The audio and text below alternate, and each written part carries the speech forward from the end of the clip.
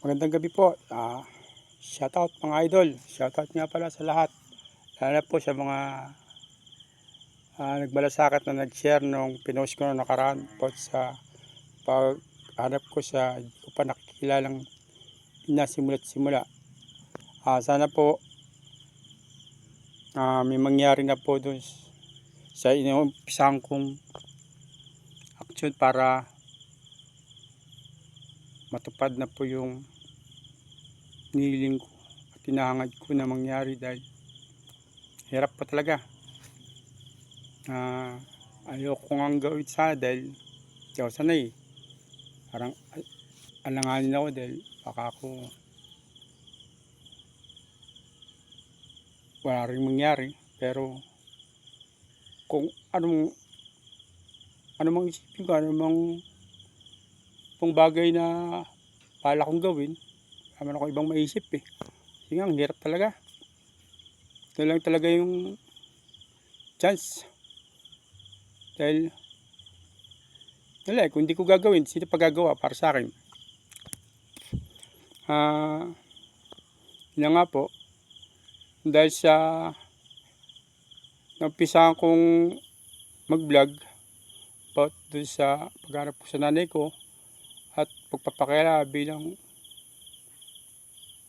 ako na may nagpalaking at kumupkup na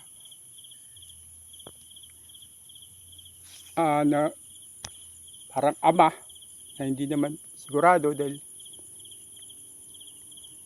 hindi ko talaga nararamdaman o naranasan yung pagiging ama nung kinagisnan ko dahil at ngayon narinig ng mga kamag-anak kinagisnan kong tatay, sabi nila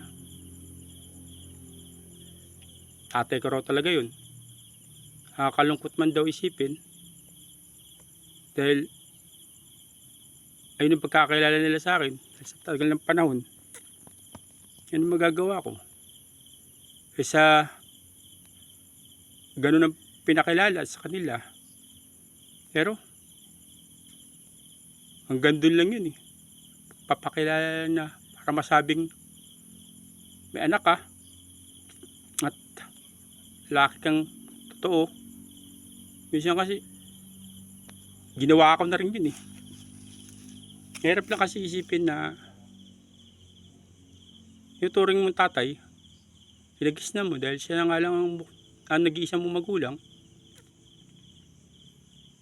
Akala mo matatakbuhan mo paglalambingan lalo na nung panahon na ako'y musmus palaang, pero wala eh. Puro pasakit at pangmamaltrato lang inabot ko sa kanya. Kaya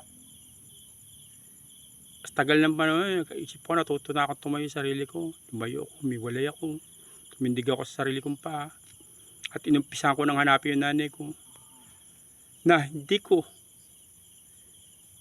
malaman kung paano ko umpisahan at anong aking magiging basihan para galugarin ang buong Pilipinas para makita ang nanay ko na di ko alam kung sino, anong itsura, anong pangalan na totoo, saan galing at saan nakatira, nagmula.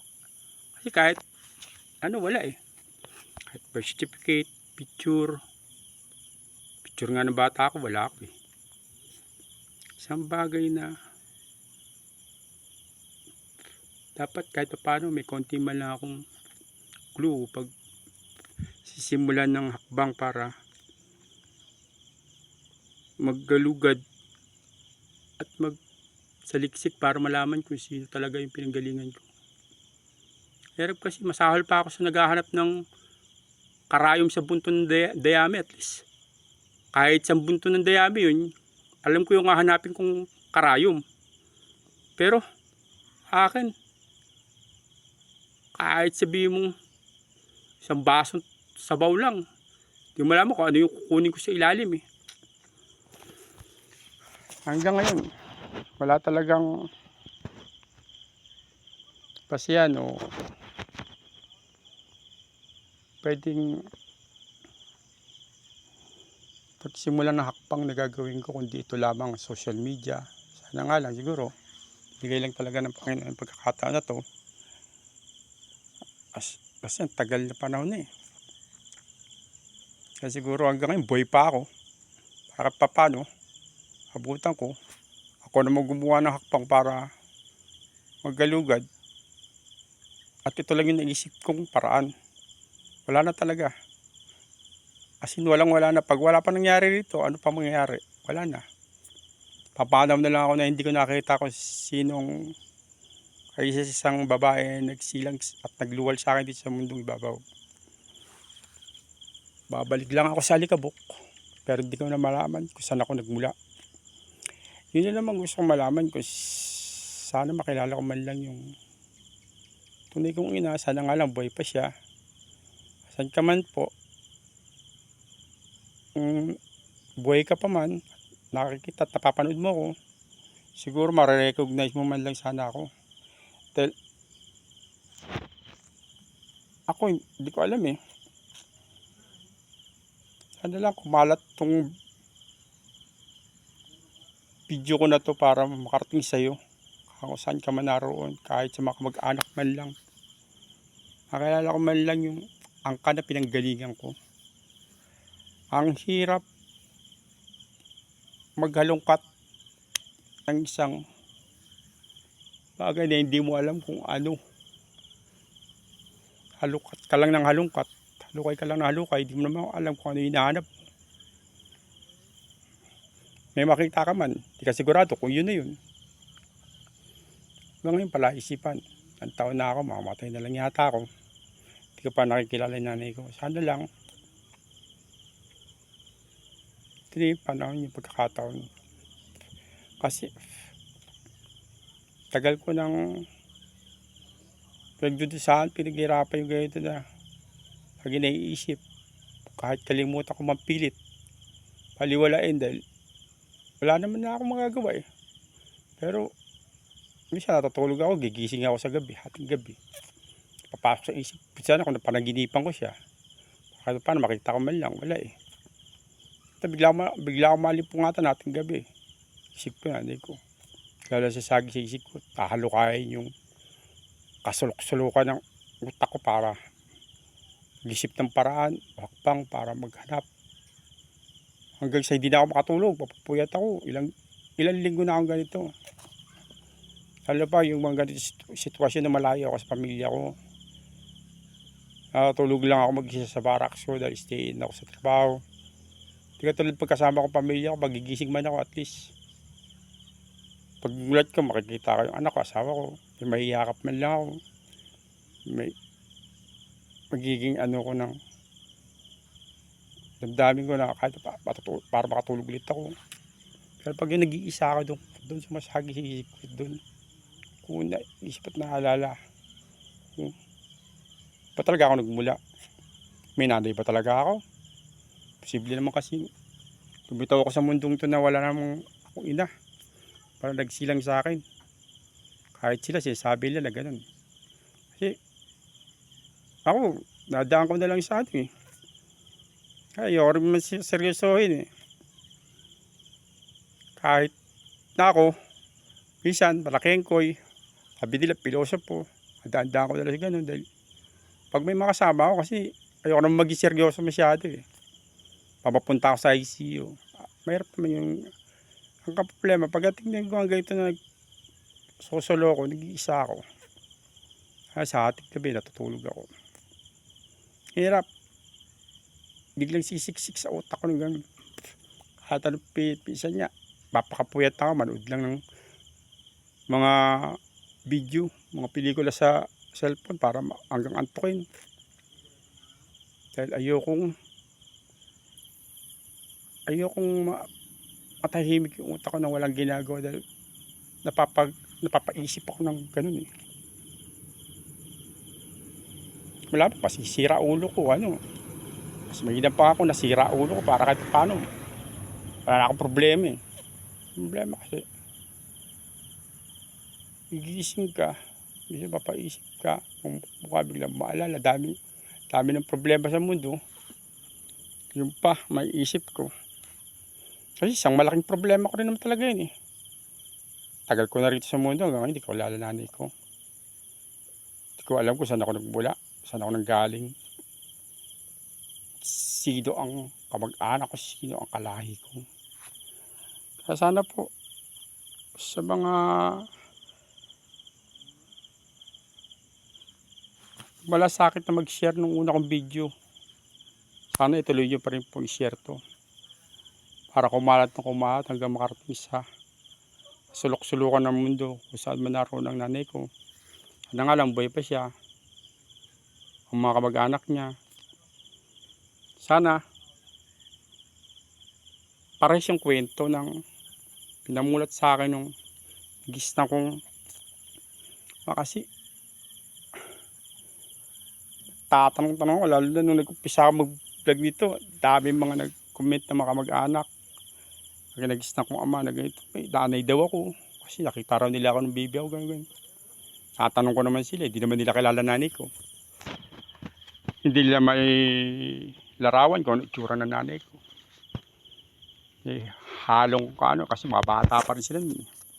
Kasi mga pinsan ng tatay ko, mga kapatid tatay ko, panganay kasi tatay ko.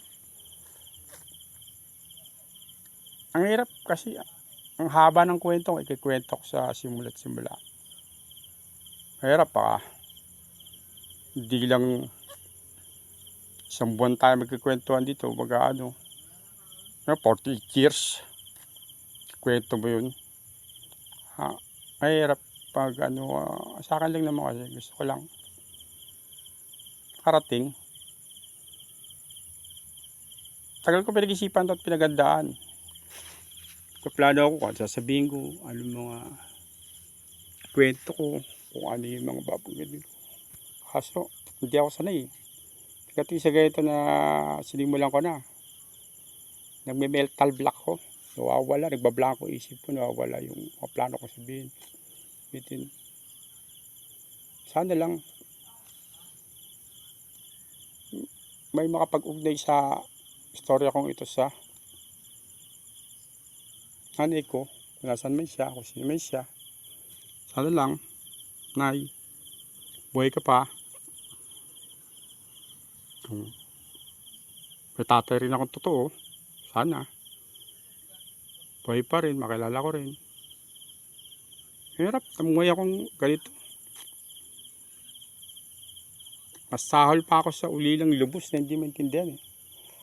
Lumaki ako sa isang angkat pamilya na hindi ako tanggap. Hindi ako welcome. Walang amor sa akin lahat ng mga tao ron.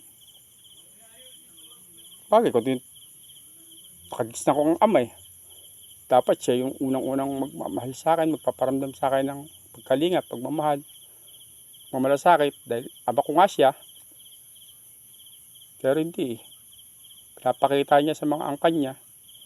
Ganun siya kalupit sa akin. Kaya sino magmamalasakit sa akin? Mahirap lang kasi isipin. Pag mabalik sa alaala ko yung mga pinagdaanan ko dati. Namumuhay ako, natuto ko tumindig sa sarili kong paa. Dahil pinatigas yung buto ko ng bugbog at gulpi ng tatay ko.